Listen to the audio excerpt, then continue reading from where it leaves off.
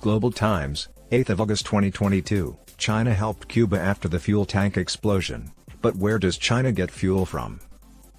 Chinese President Xi Jinping, also General Secretary of the Communist Party of China Central Committee, sent a message of condolence on Monday to Cuban President Miguel Diaz-Canel over explosions at a fuel storage facility in Cuba.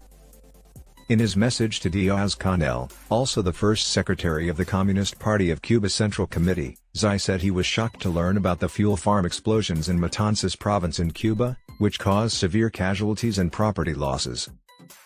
Xi noted that on behalf of the Chinese government and people and in his name, he expressed deep condolences for those killed in the explosions and sincere sympathy to the bereaved families and the injured, adding that China is ready to assist Cuba. A lightning strike on Friday ignited one of 8 storage tanks at the Matanzas supertanker port 60 miles east of Havana. A second tank caught fire on Saturday, catching firefighters and others at the scene by surprise and has left more than 100 people injured. 16 people were missing. On Monday, China's Foreign Ministry spokesperson Wang Wenbin told a regular media briefing, "China and Cuba are good friends, comrades and brothers. China expresses deep condolences to the victims of the accident and condolences to the bereaved families and the injured." The Red Cross Society of China has decided to provide emergency humanitarian assistance to the Cuban Red Cross Society. China is willing to continue to assist Cuba.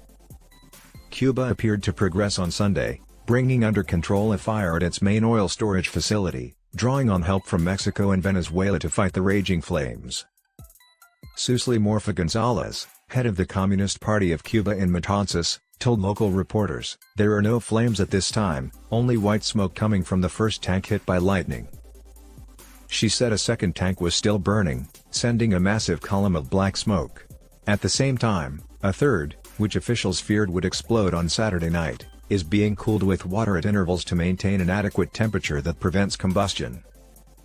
A secondary fire feeding off oil leaking from the area was also extinguished. No oil had contaminated Matanzas Bay, officials said. The second explosion on Saturday injured more than 100 people, including many first responders, and 24 remain hospitalized, 5 in critical condition.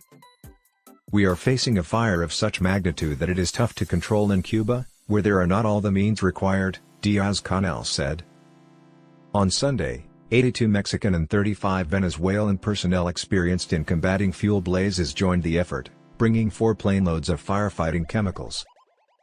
"The help is essential, I would say that it is vital and will be decisive," Diaz-Canel said. Cuba had been using water and helicopters to battle the flames. Cuba needs to get out of the Cold War mindset and establish peace diplomatic relationship with the United States.